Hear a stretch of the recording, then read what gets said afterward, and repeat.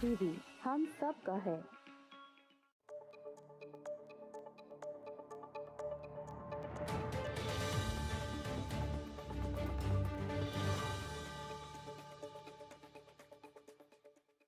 अस्सलाम वालेकुम जी।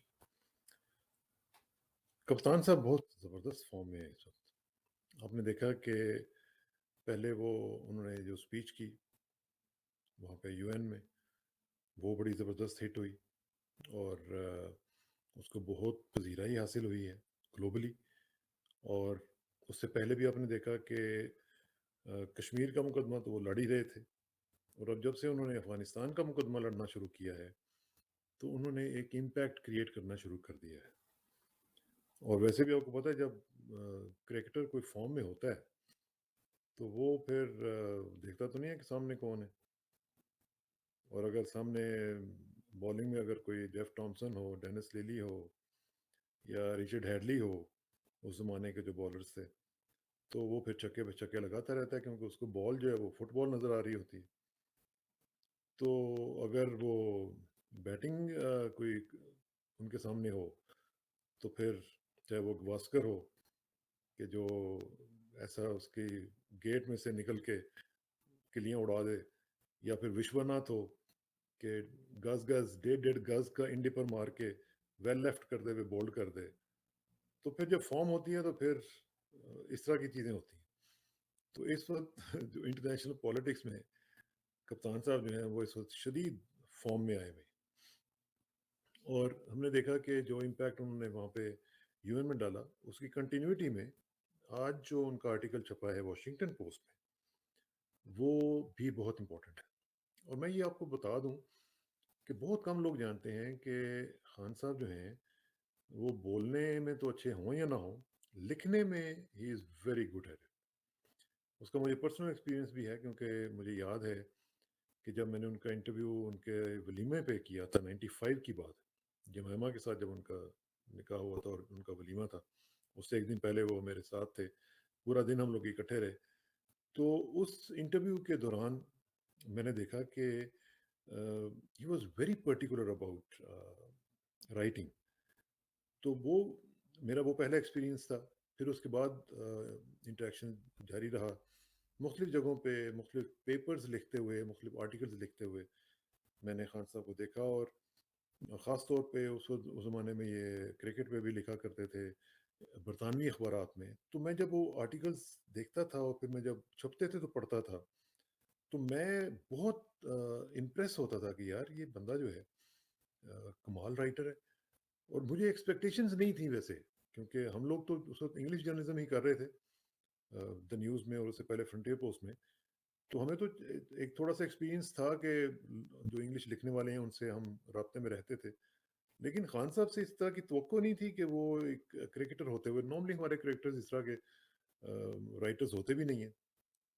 तो मैंने उनसे जब इस तरह उनको लिखते हुए देखा, तो I was really pleasantly surprised. तो वो, बल्कि मैंने यहाँ तक कहा, फिर मैंने उनको कहा कि आप रेगुलरली लिखा करें। लेकिन ज़ाहिर है उनके पास इतना टाइम नहीं होता था, और इतना टाइम होता भी कैसे, क्योंकि क्रिकेट से उस वक्त वो सियासत में आ रहे थे, तो वो मामला जो थे वो इतना ज़्यादा टाइम टेकिंग था, तो हो नहीं सका। लेकिन he is a wonderful writer, और वो खुद लिखते हैं, ये भी मैं आपको बताऊँ। हमारे जो सरबराहाने मुमलकत रहे हैं, उनमें से अक्सर जो हैं वो तो सिर्फ कह देते हैं, अच्छा यार ये थीम है और इसके ऊपर आप लिख दो, तो लिखवा दिया करते हैं। आपने देखा था कि वो आर्टिकल पहले जरदारी साहब जो लिखवाया करते थे, वो हकानी साहब लिखते थे उधर बैठ के, और नवाज शरीफ साहब के भी लिखने वाले माशाल्लाह काफ़ी हैं। तो इन लोगों को तो खैर लिखने लिखाने का या पढ़ने पढ़ाने का वो कोई किस्सा ही नहीं है ना। लेकिन इमरान के बारे में आपको ये पता होना चाहिए कि अभी भी बिज़ी होने के नाते भी वो पढ़ते हैं। उनकी ये अच्छी आदत है कि वो पढ़ते हैं, और पढ़ते हुए वो मुख्तलिफ चीज़ें ज़ाहिर है सीखते हैं, और इंसान जो है वो हर रोज़ सीखता रहता है। तो ये जो आर्टिकल छपा है वॉशिंगटन पोस्ट का, मैं आपको दिखाता हूँ। इसका थोड़ा-सा मैं जिस्ट बताऊँगा आपको, ज़्यादा नहीं, क्योंकि वो फिर टाइम लग जाएगा, और उस तक इसकी कुछ रिपोर्टिंग तो आपने सुन ही ली होगी। लेकिन ये आर्टिकल जो है, ये आप देखें जी, ये वॉशिंगटन पोस्ट में छपा है, और इसका जो हेडिंग है वो ये है, Imran Khan don't blame Pakistan for the outcome of the war in Afghanistan. یہ آپیڈ آرٹیکل ہے, اوپینین جس کو کہتے ہیں, اور وہ کہہ رہے ہیں کہ پاکستان کو مت بلیم کریں جو افغانستان میں ہوا ہے, اس کا پاکستان کے اوپر آپ جو کر رہے ہیں نا, یہ جو آپ نے شروع کیا ہوا سلسلہ, یہ بالکل غلط ہے. اور وہ بیسیکلی شروع یہ یہاں سے کر رہے ہیں کہ انہوں نے یہ جو ہیئرنگز ہوئی ہیں پچھلے دنوں میں, وہ انہوں نے دیکھی ہیں, اور اس سے انہیں مایوسی ہوئی ہے کہ جس طریقے سے پاکستان کی قربانیوں کو ایکنالج کرنے کے بجائے پاکستان کے اوپر الزامات لگائے گئے ہیں. پھر انہوں نے کہا کہ let me put it plainly, میں اس کو بالکل صاف طور پہ آپ کو بتا دوں. Since 2001, I have repeatedly warned that the Afghan war was unwinnable. میں نے کئی دفعہ بتایا آپ لوگوں کو, امریکنز کو, کہ یہ جو افغانستان کی جنگ جو آپ نے شروع کی ہوئی ہے, یہ آپ جیت نہیں سکتے ہیں. Given their history, Afghans would never accept a protracted foreign military presence. ان کی ہسٹری ہے کہ وہ جو باہر کی جو فورسز آتی ہیں ان کو وہ ایکسیپٹ نہیں کرتے ہیں. And no outsider, including Pakistan, could change this reality. اور کوئی بھی جو باہر کی طاقت ہے بشمول پاکستان, اس حقیقت کو بدل نہیں سکتا. پھر اس میں لکھتے ہیں کہ جس طریقے سے مختلف پاکستانی گورنمنٹس جو ہیں انہوں نے امریکہ کو خوش کرنے کے لیے مختلف چیزیں کی, انکلوڈنگ پرویز مشرف صاحب کا انہوں نے نام لیا ہے, اور اس میں انہوں نے بتایا کہ انہوں نے ہر چیز ان کے آگے رکھ دی اور ان کی ہر بات مان لی. اس کا وہ تجزیہ کر رہے ہیں. The United States asked Pakistan to target included groups trained jointly by the CIA and our intelligence agency, the ISI, to defeat the Soviets in Afghanistan in 1980s. Back then, these Afghans were hailed as freedom fighters. یہ ڈپلیسٹی جو انہوں نے United nations کی general assembly کے اجلاس میں جو تقریر کی ہے, اس میں بھی انہوں نے ذکر کیا تھا کہ یہ آپ انہی لوگوں کو پہلے آپ ہیرو کہتے رہے ہیں, انہی لوگوں کو آپ بلا کے وائٹ ہاؤس میں, کیمپ ڈیوڈ میں آپ دعوتیں کرتے رہے ہیں, اور اب آپ ان کو کہہ رہے ہیں کہ ٹیررسٹ ہیں. Once the Soviets were defeated, the United States abandoned Afghanistan. کہ جب سوویٹس کو آپ نے شکست دے دی اور ان کے ساتھ مل کے دی, تو پھر آپ نے ابینڈن کر دیا. یہ تو ہلری کلنٹن کی مشہور و معروف تقریر آپ نے سنی ہے نا, کہ جس میں انہوں نے یہ کہا کہ ہم نے ان کو چھوڑ دیا, اور ہم نے پھر ان کو کہا اچھا جی سینکشنز کے لیے تیار ہو جائیں پاکستان. اور پھر یہ اس میں عمران صاحب نے بھی کہہ دیا ہے کہ sanction my country leaving behind over 4 million Afghan refugees. یعنی آپ نے ایک جنگ لڑی, اس میں آپ نے اپنے ڈیزائرڈ ریزلٹس لیے اور ادھر سے ان کو ابینڈن کیا, ان کو چھوڑا, ادھر سے بھاگے, اور سارے کا سارا جو گن تھا وہ پاکستان کے اوپر ڈال کے کہ جی اب آپ یہ سنبھالیں ان کو, ریفیوجیز کو, اور ہم جا رہے ہیں. یہ تو ان کی نیچر ہے, یہ تو اسی طرح کرتے ہیں. ہمارے ہی جو اسٹیبلشمنٹ اور ہمارے جو لوگ ہیں, پتہ نہیں ان کو نہیں سمجھ آتی. صرف یہ نہیں آج تک 70 سال میں امریکنز کو سمجھ سکے کہ ان کی نیچر کیا ہے, یہ کتنے انریلائبل لوگ ہوتے ہیں, یہ کتنے انٹرسٹ وردی ہیں. یہ ان کو ہمارے لوگوں کو نہیں سمجھ آتی, یا پھر یہ ہے کہ صرف اپنے مفادات کو دیکھتے ہیں, اور وہ ہم نے دیکھا ہے کہ دیکھتے ہیں. Fast forward to 9/11, when the United States needed us again, but this time against the very actors we had jointly supported to fight foreign occupation. اب پھر 9/11 کے بعد کیا ہوا کہ اب ان کی سائڈز بدل گئیں, کہ جن لوگوں کو آپ نے پہلے سپورٹ کیا, اب ان کے خلاف ہی آپ کھڑے ہو گئے. Musharraf offered Washington logistics and air bases, allowed a CIA footprint in Pakistan, and even turned a blind eye to American drones bombing Pakistan on our soil. یعنی یہ مشرف صاحب نے سب کچھ کیا, ان کو تشتری میں رکھ کے سب کچھ پکڑا دیا. اور میں پرسنلی یقین کریں, میں اس وقت وہیں پہ تھا اور ہم دیکھا کرتے تھے, اور کس طریقے, میں کبھی اس کے اوپر آپ کو شو کر کے دکھاؤں گا کس طریقے سے مشرف کا وہاں پہ استقبال ہوتا تھا. مشرف وہاں پہ جب جاتے تھے تو کیا کیا ہوتا تھا, کس کس طریقے سے اوپر F-16 کا بلینکٹ ہوتا تھا. اور 2-3 واقعات میں آپ کو سناؤں گا کس طرح ایک دفعہ وہاں پہ انہوں نے ایک گاڑی راستے میں کھڑی ہوئی تھی, اس کو توڑ دیا تھا. وہ میں کسی وقت علیحدہ کسی موضوع میں بتاؤں گا آپ کو. لیکن یہاں پہ وہ یہ بتا رہے ہیں کہ for the first time ever our army swept into the semi-autonomous tribal areas. آپ کو یاد ہے نا, جب یہ سلسلہ شروع ہوا تو پھر پاکستان کی فوج نے اپنے آپ کو بچانے کی خاطر پہلی دفعہ ٹرائبل ایریاز میں جا کے آپریشن شروع کیا. تو یہ ظاہر ہے کہ وہ برداشت تو نہیں کر سکتے تھے وہ لوگ. For these people, the United States was an occupier of Afghanistan just like the Soviets. اب انہوں نے دیکھا کہ بھئی بالکل یہ اسی طرح جس طرح سوویٹس آئے ہوئے تھے, اب تو امریکنز آ گئے ہیں, تو امریکنز کو بھی انہوں نے یہی سمجھا کہ یہ آکوپیشن فورسز ہیں, میرا خیال ہے رائٹلی سو. تو اب پاکستان ان کے ساتھ کھڑا ہوا تھا. یہ پورا بیک گراؤنڈ عمران بتا رہے ہیں کہ پاکستان کے ساتھ انہوں نے کیا کیا. ایک طرف ان کو پہلے امبیرس کیا, پھر پاکستان کو کہا جی آپ ہمارا ساتھ دیں, پاکستان نے ساتھ دینا شروع کر دیا. اب وہ لوگ پاکستان کے خلاف کھڑے ہو. اب وہ عمران خان لکھ رہے ہیں کہ the die was cast. Between 2006 and 2015, nearly 50 militant groups declared jihad on the Pakistani state. 50 groups ऐसे थे जिन्होंने पाकिस्तान के खिलाफ जिहाद डिक्लेयर कर दी. Conducting over 16,000 terrorist attacks. 16,000 terrorist attack किए पाकिस्तान के ऊपर. We suffered more than 80,000 casualties and lost over $150 billion in the economy. 80,000 जानों का नुकसान हुआ और $150 बिलियन का हमें नुकसान हुआ इकोनॉमी के बाद. The conflict drove 3.5 million of our citizens from their homes. आपको याद होगा IDPs का जो मामला हुआ था उसमें कितने लोग डिस्प्लेस होकर बेचारे आए थे और खामखा में उनका कोई कसूर नहीं था, लेकिन जाहिर उसमें वो एक कोलेटरल डैमेज जो था वो तो होना था. Pakistan had to fight for its survival. As a former CIA station chief in Kabul wrote in 2009, the country was beginning to crack under the relentless pressure directly exerted by the US. ये जो उसने CIA chief ने article और ये लिखा था, इसके ऊपर मेरा ख्याल है कि मैं किसी वक्त आपको अलहदा से ये बताऊंगा कि उसमें उस लेटर में क्या लिखा था कि पाकिस्तान के साथ अमेरिका क्या कर रहा है. बड़ी तफसील के साथ उसने लिखा था और पाकिस्तान के जो भी मसाइल उसमें उसने लिखे थे. उसने कहा कि पाकिस्तान जो है वो अमेरिका के प्रेशर के अंदर क्रैक कर रहा है, कि इतना प्रेशर अमेरिका डाल रहा है पाकिस्तान के ऊपर कि वो एक मतलब छोटा सा हमारा मुल्क है पाकिस्तान, उसको उसके ऊपर इतना प्रेशर कि आप जनाब पाकिस्तानी स्टेट को ही तबाह करके रख दें खुदा न खास्ता. A year earlier in 2008, I met then Senators Joe Biden, John F. Kerry, Harry Reid. ये जो मुख्तलिफ लोग थे इनके साथ इमरान खान साहब की मुलाकातें हुई थी 2008 में. उसमें भी उन्होंने यही कहा. Even so, political expediency prevailed in Islamabad throughout the post 9/11 period. President Asif Zardari. अब यहाँ पे उन्होंने थोड़ी सी खिंचाई की है आसिफ जरदारी साहब. Undoubtedly the most corrupt man to have led my country. आप अंदाजा लगाएं कि ये है हमारी औकात. फॉर्मर प्रेसिडेंट को प्रेजेंट और करंट प्राइम मिनिस्टर साहब कह रहे हैं कि the most corrupt man to have led my country. ये हमारी बदनसीबी रही है. अब ये वो शख्स थे जिन्होंने told the Americans to continue targeting Pakistanis because collateral damage worries you Americans.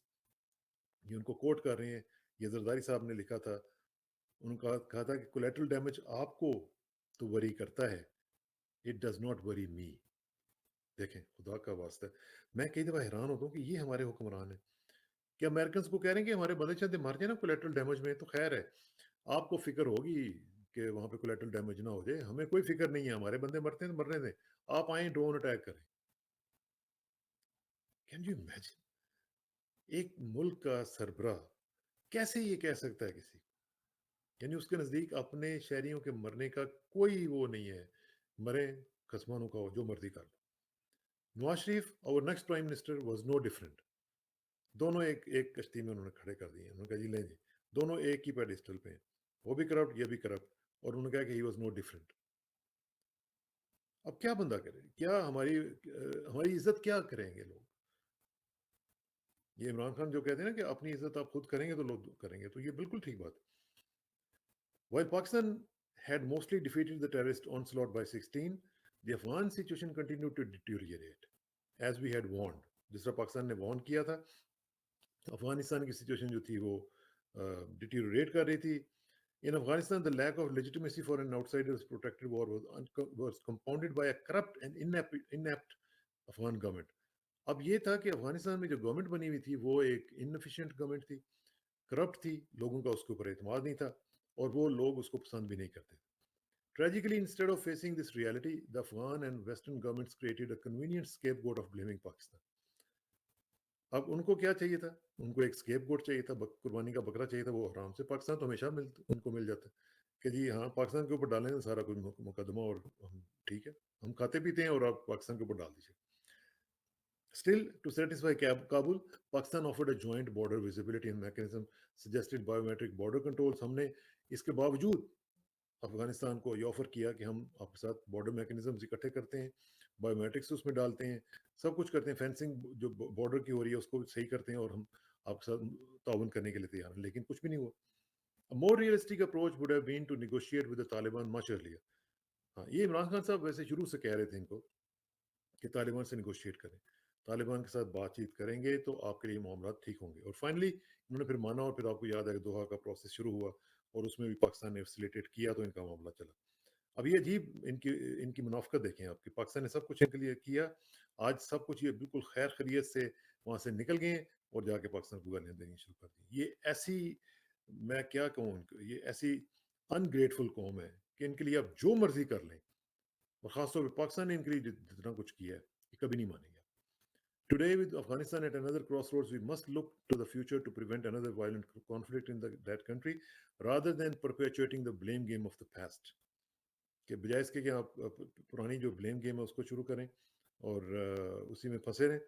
Afghanistan اس وقت دوراہے پہ کھڑا ہے اور اس کو دیکھنا ضروری ہے کہ کیا کرنا چاہیے. میں تھوڑا سا آگے جاتا ہوں, پھر میں آپ کو بتاتا ہوں کہ اس میں انہوں نے مختلف آخر میں جو آخری پیراگراف ہے وہ بتاتا ہوں. If we do this right, we could achieve what the Doha peace process aimed at all along. کہ اگر آپ اس کو اچھے طریقے سے کر لیں تو جو دوحہ پیس پروسیس کا مقصد تھا وہ پورا ہو سکتا ہے. And Afghanistan that is no longer a threat to the world. کیا ہوگا کہ افغانستان ایک ایسا ملک بن جائے گا جو کہ دنیا کے لیے کوئی تھریٹ نہیں ہوگا. Where Afghans can finally dream of peace after 4 decades of conflict, جہاں پہ افغانستان کے لوگ جو ہیں وہ امن کا خواب جو ہے وہ پورا ہوتا ہوا دیکھ سکیں گے. دی آلٹرنیٹو, اس کا متبادل کیا ہے؟ ابینڈننگ افغانستان, آپ افغانستان کو ابینڈن کر دیں. has been tried before, اس سے پہلے بھی آپ یہ کر چکے ہیں. as in the 90s it will inevitably lead to a meltdown. جس طرح 90s میں ہوا تھا, پھر افغانستان کے اندر کشمکش شروع ہوگی, لڑائی جھگڑا ہوگا, میلٹ ڈاؤن کی ایک پوزیشن آ جائے گی, کیوس, میس مائگریشن, ایک کیوس کی کیفیت پیدا ہو جائے گی. لوگ افغانستان سے اپنے ہمسائے ممالک کی طرف مائگریٹ کرنا شروع کر دیں گے. And a revived threat of international terror, اور ایک نیا تھریٹ بنے گا انٹرنیشنل ٹیررزم کا, جس کو ٹیررزم سینٹرل ہم کہتے ہیں. will be natural corollaries, اس کا ایک نیچرل آؤٹ کم ہوگا. avoiding this must surely be our global imperative. اس کو اوائڈ کرنا پوری دنیا کا فرض ہے کہ وہ یہ کام کرے.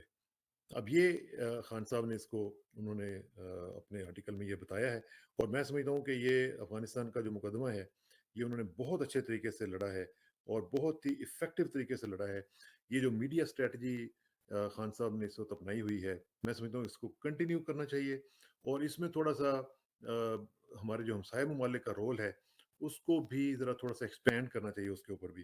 اور خاص طور پر جس طریقے سے انہوں نے پاکستان کے اوپر ایک آن سلاٹ جاری رکھا ہوا ہے, اس کا بھی مقابلہ کرنے کے لیے اسٹریٹجی جو ہے یہ بہت افیکٹو ثابت ہوگی, اور ہم اس کے اوپر انشاءاللہ نظر رکھیں گے اور آپ کو اپڈیٹ کرتے رہیں گے. بہت شکریہ.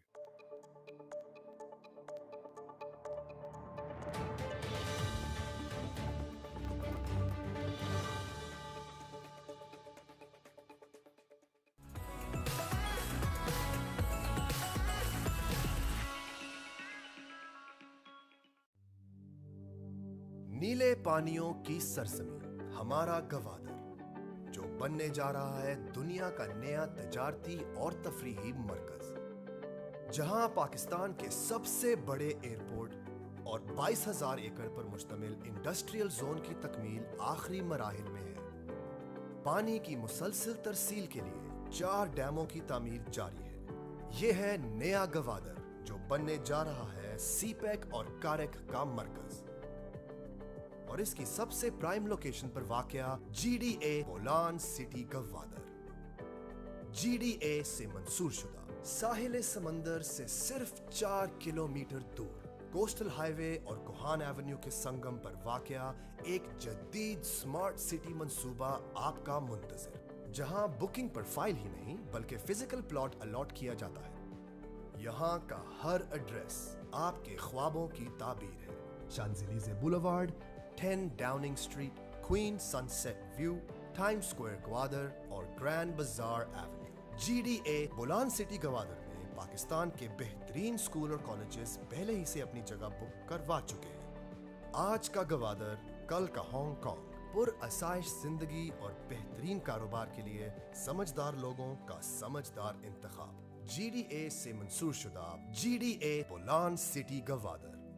رہائشی اور کمرشل ایریا کی بکنگ کے لیے ابھی رابطہ کریں یا وزٹ کریں ہماری ویب سائٹ www.gdabolancity.com. السلام علیکم ناظرین، میں ہوں آپ کا ہوسٹ ابراہیم پیرزادہ، اور آپ کو سب سے پہلے یہ بتانا ہے کہ پاکستان کو سونے کی چڑیا کہا جاتا ہے، اور چڑیا کیوں کہا جاتا ہے اس کی وجہ ہے پاکستان کی جو جغرافی لحاظ سے دنیا میں موجودگی ہے وہ بہت اہم ہے، اور اس کا سب سے بڑا کریڈٹ جو ہے وہ سی پیک کو جاتا ہے۔ موسم تو ہے ہی، لیکن سی پیک جو ہے وہ گیم چینجر ہے پاکستان کے لیے، اور پوری دنیا کی نظریں